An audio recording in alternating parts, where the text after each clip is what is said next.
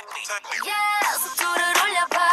휘청거리다가 넘어졌어. 올려다본 하늘은 wow. Download the phone game보다 짜릿한 네 놀이 같이 만든 우리 플레이리스트 좀 더 크게 틀어줘. 지금 이 순간은 돌아오지 않아. 여기 눈부시게 반짝이는 걸 모두 담았어. Bismillahirrahmanirrahim. Assalamualaikum warahmatullahi wabarakatuh.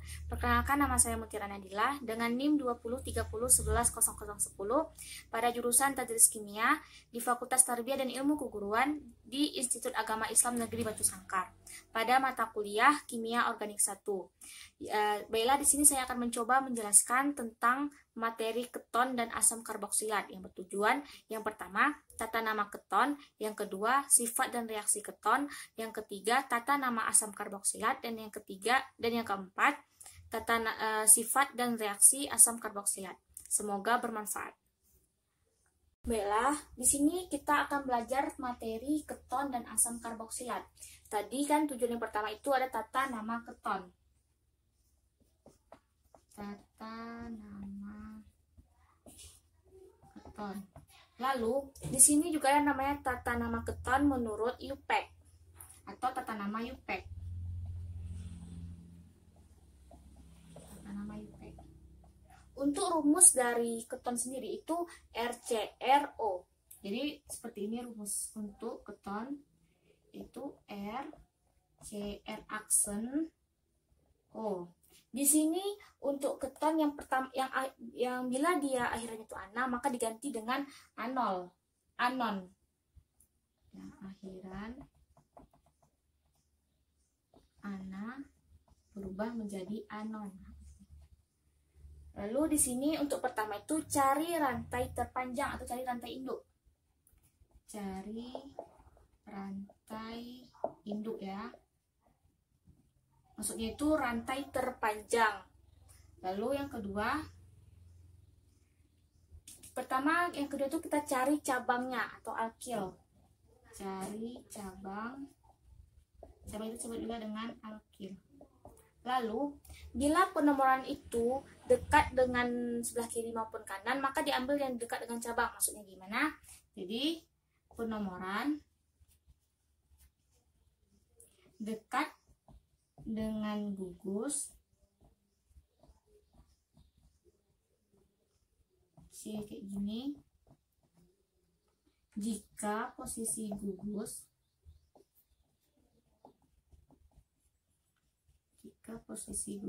CO itu dari kiri maupun kanan itu sama, maka penomorannya dekat dengan cabang.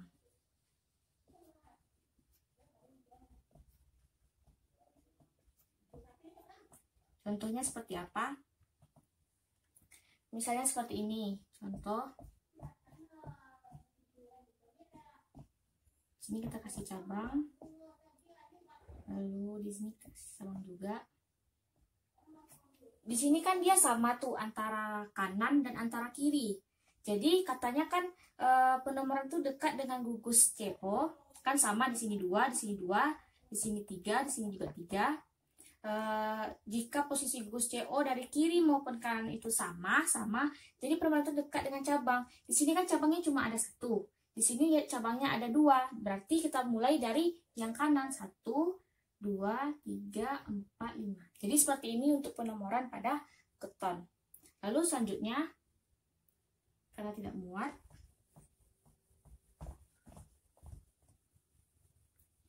jika cabangnya itu sama, maka kita menggunakan tritetrapenta. Jadi jika cabang sama, di depannya itu diberi awalan, kalau misalnya dia 2 berarti di 3 tri, 4 tetra, 5 penta. Lalu jika cabangnya beda, maka kita menggunakan etil isopropil butil. ada namanya metil, isopropil, dan etil. Jadi kita dahulukan dulu etil nomor 1, isopropil nomor 2, lalu metil nomor 3. Lalu selanjutnya ada namanya misalnya contoh soal ya. Contoh soal untuk penamaan keton. Contohnya 1, 2, 3, 4, 5. Sini kita kasih cabang. Lalu di sini kita kasih cabang juga. Di sini kusnya. Berarti di sini kita cari dulu rantai terpanjang. Kalau kita cari dari sini berarti 1, 2, 3, 4, 5. Berarti masih ada lagi 1, 2, 3, 4, 5, 6. Kalau dari sini ke sini kan 6. Coba kalau dari bawah 1, 2, 3, 4, 5, 6, 7. Berarti yang kita pakai itu dari bawah 2, 3 ke kiri, 4, 5, 6, 7. Lalu di sini ada cabangnya 1, 2, 3. Cabangnya kan cuma C1. C1 berarti metil. Berarti metil terletak di nomor 3, 3, dan 5. Berarti namanya 3,3,5. Kalau 3 kan dia tri. Berarti 3,3,5 trimetil. Untuk rantai yang nomor 7 itu namanya tadi kan gugus CO terletak di nomor 4. Berarti kita bikin dulu 4. Karena dia 7 berarti namanya hepta. Hepta kan tadi kan akhiran anon, berarti heptanon.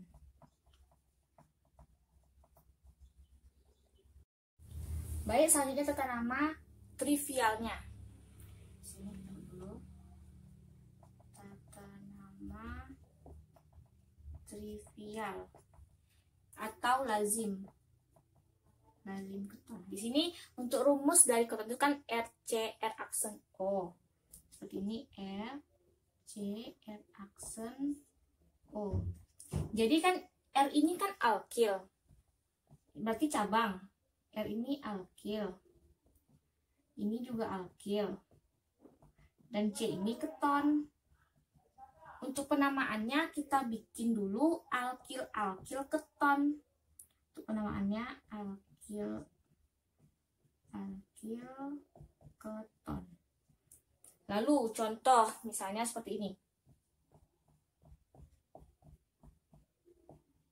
Berarti kan di sini cabang, di sini cabang.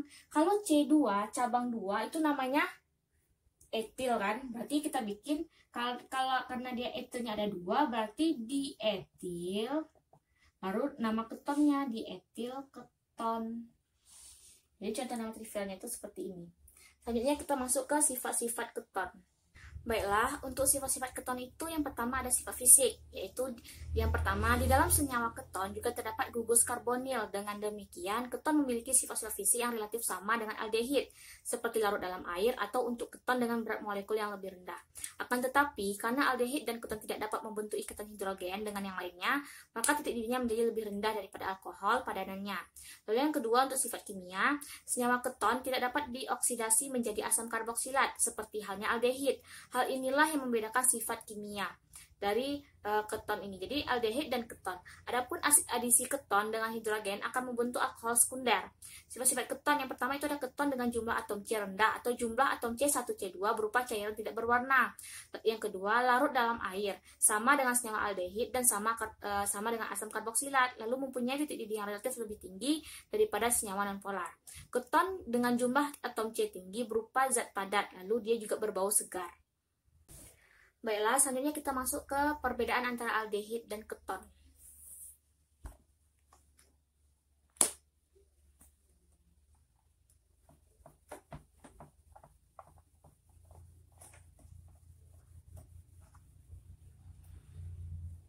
Untuk perbedaan aldehid,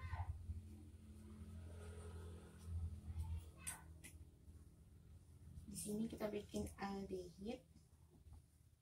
Lalu di sini keton. Di mana aldehid ini dia dapat mereduksi reaksi Fehling atau CuO. Yang pertama dapat mereduksi bereaksi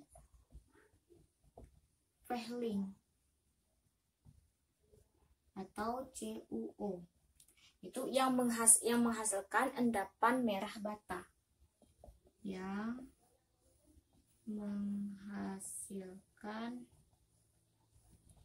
endapan merah bata atau Cu2O. Sedangkan keton itu dia tidak dapat mereduksi reaksi dari Fehling, itu tidak dapat mereduksi reaksi Fehling. Contoh dari aldehid ini misalnya, kan tadi rumusnya kan RCR, atau kita tambahkan dengan RCH, di sini O ditambah dengan 2CuO, maka akan menjadi RC di sini O, di sini OH ditambah dengan Cu2O. Maka ini akan menghasilkan endapan merah bata, di mana di sini asam karboksilat dan di sini aldehid. Selanjutnya yang kedua, yang perbedaan yang kedua yaitu dapat mereduksi reaksi dari Tollens atau Ag2O. Kedua, dapat mereduksi reaksi Tollens atau Ag2O dengan menghasilkan cermin perak ya, cermin perak Ag. Sedangkan untuk keton dia itu tidak dapat mereduksi reaksi dari Tollens, tidak dapat mereduksi reaksi Tollens. Untuk contoh dari reaksi Tollens itu rumusnya seperti ini, CrCHO ditambah dengan Ag2O kan, Ag2O, maka akan menghasilkan RCOHO tambah dengan 2Ag. Lalu selanjutnya untuk perbedaan yang ketiga,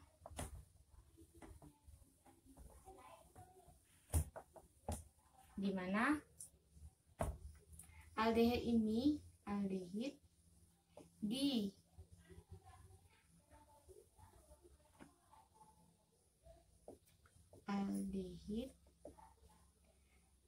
kalau dia direduksi maka akan menghasilkan alkohol primer. Sedangkan jika dia keton itu direduksi, keton direduksi, maka dia akan menjadi alkohol sekunder. Lalu aldehid yang selanjutnya, aldehid itu dapat dibuat oksidasi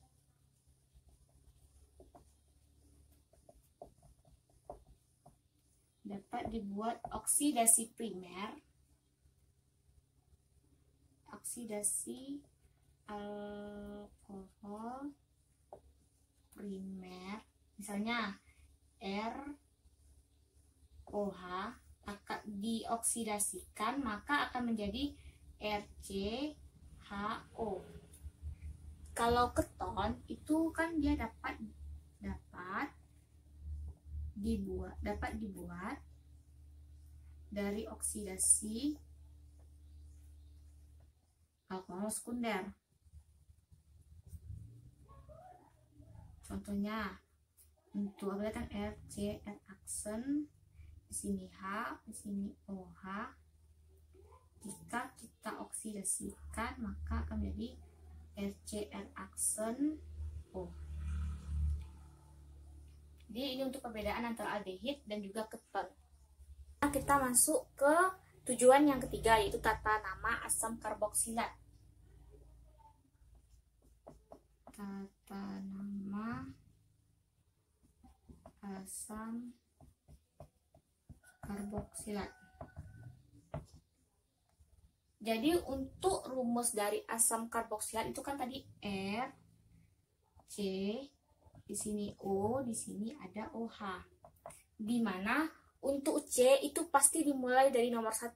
Karena apa? Karena tangannya udah dipakai 4. C kan dia tuh seperti ini kan, C di sini 4. Berarti kan pemenuhannya 4. Di sini juga sudah 4. 1, 2, 3, 4. Berarti otomatis untuk C di sini tuh pasti nomor 1. Pasti nomor 1. Jadi letaknya itu di samping atau di ujung, sehingga angkanya itu tidak boleh ditulis. Angka 1 ini tidak boleh ditulis ya. Lalu di depannya yang kedua di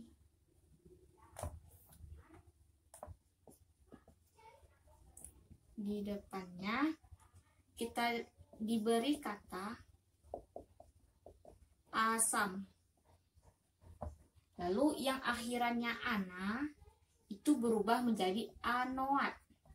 Contoh misalnya butana berubah menjadi butanoat dan seterusnya. Pokoknya anoat terakhirnya itu. Contohnya misal kita buat seperti ini, 1, 2, 3, 4, 5, 6. Kalau kita kasih di sini rantainya ada 2. Kita kasih rantainya di sini lagi ada 2. Di sini kan O. Di sini OH.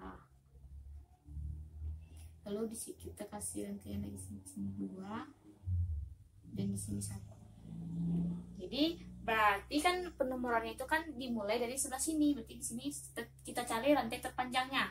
1, 2, 3, 4, 5, 6, 7.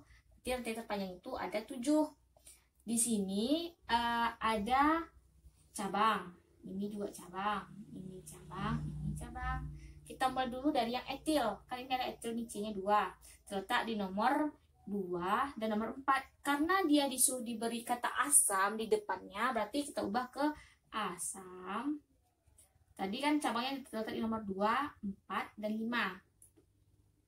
Maksudnya yang untuk etil itu nomor 2 dan 4 saja, berarti 2,4. Kalau 2 ininya berarti di kan, di etil. Lalu cabang yang kedua itu kan ada metil. Kita letak di nomor 3 dan nomor 5, berarti 3,5 dimetil. Karena tadi katanya pasti nomor 1, tetapi nomor 1 itu tidak boleh dibuat. Berarti kita bikin karena dia 7, berarti heptanoat. Jadi untuk penamaan ini asam 2,4 dietil, 3,5 dimetil heptanoat. Selanjutnya kita masuk ke tata nama trivial atau lazim dari asam karboksilat. Ini kan menurut UPEC. Selanjutnya kita masuk ke tata nama trivial.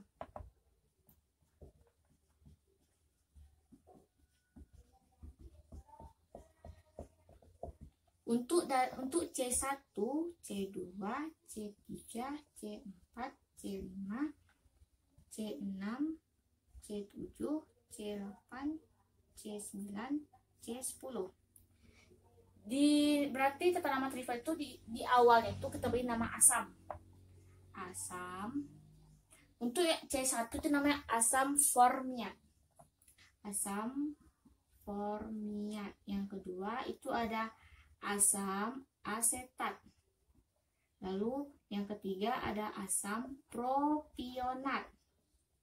Lalu C4 asam butirat. Lalu yang kelima asam valerat. Yang C6 asam kaproat. Lalu yang C7 asam enantat. Lalu C8 itu ada asam kapriat. Ini hanya beda di sini I, di sini O. Lalu C9 itu ada asam pelargonat. C10 itu ada asam kaprat. Jadi untuk penomor aturannya dari kata nama trivial ini, penomoran itu sini bisa kita hapus ya. Di sini C1 sampai C10-nya harus dihafal ya, agar memudahkan kita untuk mengerjakan soal-soal. Jadi untuk aturannya di mana penomoran dekat dengan gugus OH. Sini penomoran dekat dengan gugus COOH. Dan cabang, misalkan ada cabang 2, 3, 4, 5. Ini kita ganti dengan untuk yang nomor 2, ini namanya alfa.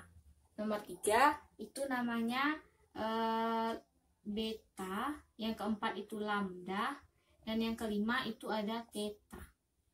Contoh soal, misalnya di sini ada, di sini C-nya ada 5, 2, 3, 4, 5.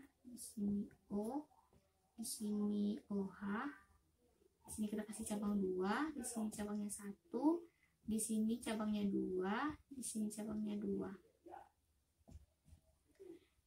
Jadi di sini kita cari udah terpanjangnya kan, berarti di sini dimulai dari nomor 1, 2, 3, 4, 5, 6. Berarti ini cabang, cabang, cabang, dan cabang. Di sini kita bikin dulu namanya asam kan, awalan dari asam. Untuk di sini ada 2 etil kan, etil terletak di nomor 2 dan 3. Sedangkan 2 dan 3 namanya alfa beta. Berarti di sini kita bikin alfa, beta. Karena dia 2 berarti dietil. Lalu untuk metil itu kan terletak di nomor 2 dan nomor 4. Berarti 2 itu alfa, 4 itu lambda, lambda dimetil. Untuk yang C1 sampai C10 tadi itu, ini kan rantainya ada 6. Berarti 6 itu namanya kaproat.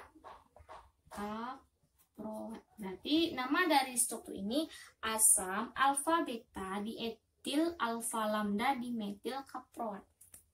Selanjutnya kita masuk ke tujuan yang keempat, yang terakhir ya, yaitu ada sifat dan reaksi asam karboksilat.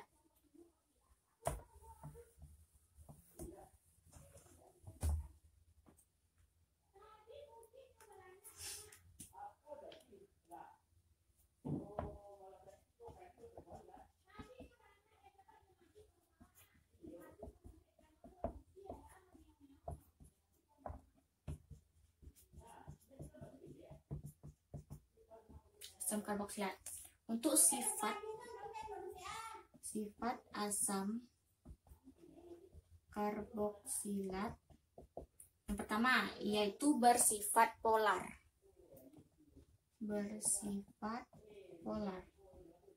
Karena apa? Karena ada gugus karboksilnya.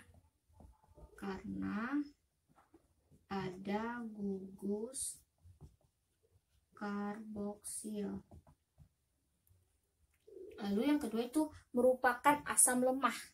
Karena ada COOH ya. Merupakan asam lemah.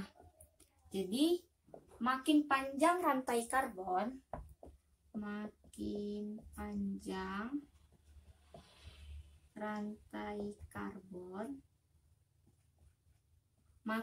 akan makin lemah asamnya.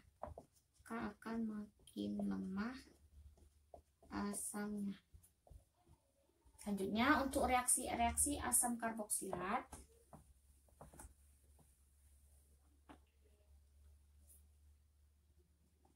Reaksi asam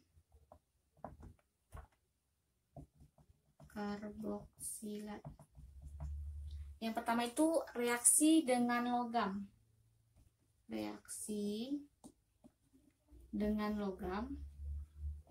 yang menghasilkan garam dan gas H2, menghasilkan garam dan gas H2. Contoh, misalnya kan rumusnya kan RC, di sini O, di sini OH. Kita tambahkan dengan Na, natrium akan menjadi R, di sini C. Di sini kita pindahkan saja H-nya itu kita ganti dengan ONA. Ditambah dengan, kan dia menghasilkan gas H2, berarti setengah H2 agar H2-nya ini kan sini hanya cuma 1, di sini hanya 2, berarti kita kasih setengah agar dia sama. Berarti pas kan? Contoh misalnya itu CH3, misalnya itu CH3COOH ya. CH3COOH kita tambahkan dengan Na, maka CH3 ini cuma kita ganti doang, jadinya CH3COONA ditambah dengan H2, karena H2 di sini hanya 1, di sini hanya 2, karena harus H2, berarti kita kasih koefisien itu setengah agar sama. Lalu reaksi yang kedua ada reaksi penetralan. Penetralan itu apa? Itu penetralan antara asam dan basa. Itu reaksi penetralan antara asam basa. Jadi misalnya contoh, di sini kan rumusnya RCOOH, kita tambahkan dengan NaOH, maka akan menjadi RC, di sini O, di sini kita ganti O-nya menjadi Na ditambah dengan H2O. Jadi air ya di belakang itu. Selanjutnya ke reaksi yang ketiga, itu ada reaksi esterifikasi. Reaksi esterifikasi itu dia membentuk reaksi pembentukan ester. Jadi untuk triasid itu kan ada SAM-ol menjadi ILOAT. Jadi di sini ada SAM ditambah SAM-ol akan menjadi ILOAT. Contoh, misalnya untuk rumusnya kan RCOOH kita tambah dengan R aksen OH, maka akan menjadi di sini R CO R aksen tambah H2O. Di sini alkohol dan ini ester. Contoh misalnya itu asam buta, kita bikin dulu asam butanoat ya, butanoat ditambah dengan etil alkohol. Maka di sini kan ada, kan dia contoh dia kan SAM, ini asam, ini ol akan menjadi jadi nanti akan hasilnya itu ILOAT, berarti etil dan OAT, berarti etil butanoat. Di butanoat ditambah dengan H2O. Jadi ini untuk reaksi esterifikasi. Selanjutnya kita masuk ke reaksi dengan PCl.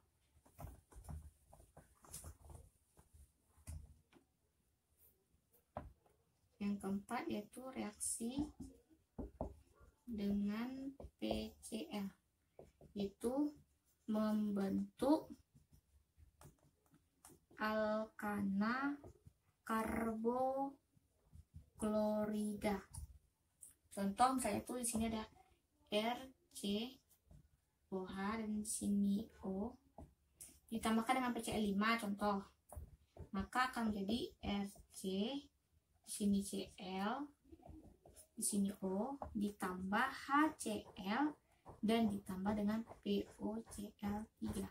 Ini namanya alkana karboklorida. Sedangkan untuk POCl3 ini namanya fosforil tri, ada 3 triklorida. Lalu selanjutnya yang kelima itu reaksi amonia, reaksi dengan amonia. Yang terakhir yang kelima, reaksi dengan amonia. Rumus amonia kan NH3, itu akan menghasilkan amida. Contoh, rumusnya RC, di sini O, di sini OH, ditambah NH3. Berarti kita pindahkan ruaskan, berarti RC di sini O, di sini O, di sini berarti NH2 ya, karena agar sama ditambahkan dengan H2. Ini untuk reaksi yang nomor 5. Baiklah, sampai di sini dapat saya sampaikan. Lebih dan kurangnya saya mohon maaf. Wabillahi taufiq wal hidayah, wa ridha wa inayah. Wassalamualaikum warahmatullahi wabarakatuh. Dadah.